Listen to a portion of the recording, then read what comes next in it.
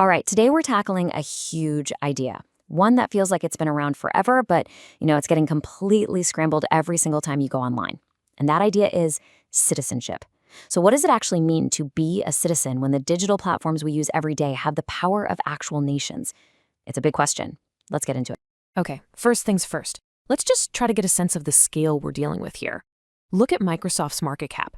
I mean, it's not just big, it's bigger than the entire economic output of countries like Canada, Russia, and Australia. We're not talking about a company that's just a little ahead of the competition. No, this is an entity with the kind of financial firepower you'd expect from a G7 nation. This isn't just business as usual, folks. This is a whole new kind of global power. So that it forces us to ask a really fundamental question, right? Think about your world, your daily life, the rules you follow, the news you see, the people you talk to. Who's really in charge? Who's setting the rules? Is it the government of the country where you live? Or is it the company that made the phone in your hand and the apps you use? That tension, right there, that's the heart of what we're digging into. So to really understand what's happening, we've got to start thinking about these companies differently. I mean, let's stop calling them just corporations. Let's call them what they're actually becoming: new digital empires. Seriously, they've got global reach, they've got unbelievable resources, and they have a kind of influence over our lives that is, well, it's totally unprecedented.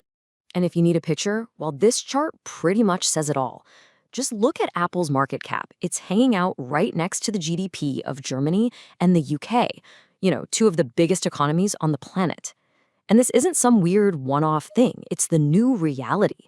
The sheer financial muscle these tech giants have means they can play on a level that until now was really only for countries. And where does all this economic power come from? Well, it comes from people, us. Take Meta, for example. It has billions of active users. That's not a customer base. That's a population bigger than China or India. And think about it. We're not just customers buying something off a shelf. We're more like inhabitants of these digital spaces. We're creating data, building communities, and yeah, we're living by the rules the platform sets. Okay, so to really get what's at stake here, we actually have to hit the rewind button way back. Because this tension we're all feeling, between our passport citizenship and our digital life, it's not new. The roots go deep. So let's take a look at two really foundational ideas of what it even means to be a citizen, ideas that come to us all the way from the ancient world. So first, what are we even talking about when we say citizenship? Well, at its core, historically, it's your formal membership card to a political community. It's what makes you a member, not just a subject or a tourist. And it's always been a kind of package deal, right? On one hand, you get a whole set of rights, things you're guaranteed, and on the other, you've got obligations, things you're expected to do. This basic idea, it's pretty much the bedrock of Western political thinking. And for literally centuries, there have been these two competing blueprints for what a citizen should be. Think of them as two different flavors. First, you've got the Greek model. This is all about being active, participating in public life, all for the greater good. It's a hands-on deal. Then you've got the Roman model. This one sees citizenship more as a legal status, like a shield that protects you, your private life, and your rights from an overreaching government. So one is about what you do, and the other is about the protections you have. And this quote from Aristotle, man, it just perfectly captures that Greek ideal. He basically said that a citizen doesn't just belong to himself, he belongs to the whole community, the polis. For him, you weren't even fully human if you weren't involved in politics. Your identity was completely wrapped up in the state. I mean, that's an all-in kind of view, and it demanded a level of dedication that, let's be honest, probably feels pretty alien to a lot of us today. So the big question is, how did we get from those ancient ideas to the modern nation-state and the passport you have tucked away somewhere? Well, the modern state didn't just pick one side, Greek or Roman. Nope. It did something really interesting. It tried to mash them together, to blend them, creating a whole new kind of citizen with a brand new set of rights. And there was this sociologist, T.H. Marshall, who mapped this out brilliantly. He showed how modern citizenship was basically built up in layers, over time. First, in the 18th century, we got civil rights, freedom, property, justice. That's kind of the Roman idea. Then in the 19th century, political rights came along, the right to vote. That's a little taste of the Greek model. And finally, in the 20th century, we added social rights, the idea that you have a right to basic economic security.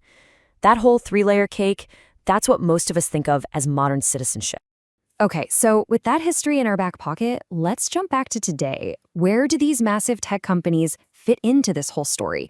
Are they just selling us stuff and providing services, or are they starting to act a lot like the states we've been talking about? Well, one way they're acting like states is with what you could call corporate diplomacy, or as we know it, lobbying. And the numbers here are just wow.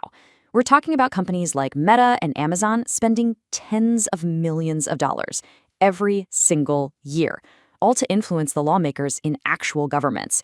And make no mistake, this isn't just about getting a favorable tax break. This is about shaping the very laws that rule our world, both online and off. So here's the really crucial takeaway from that. Their power goes way, way beyond just the market.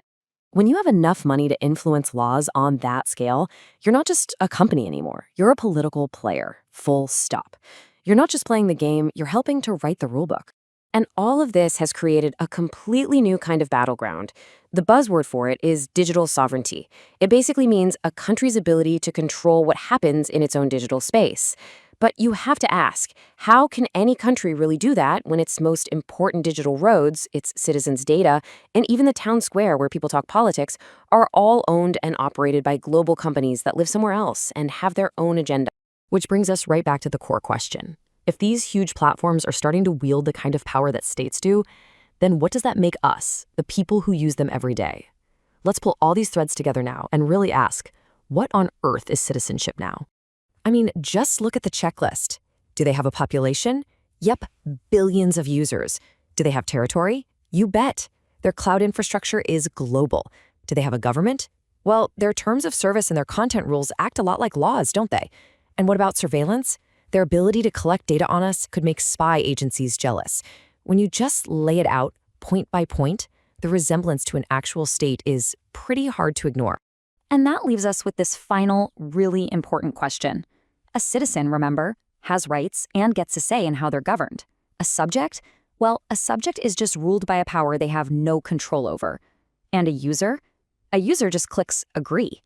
So in this new digital world we all live in, which one are you?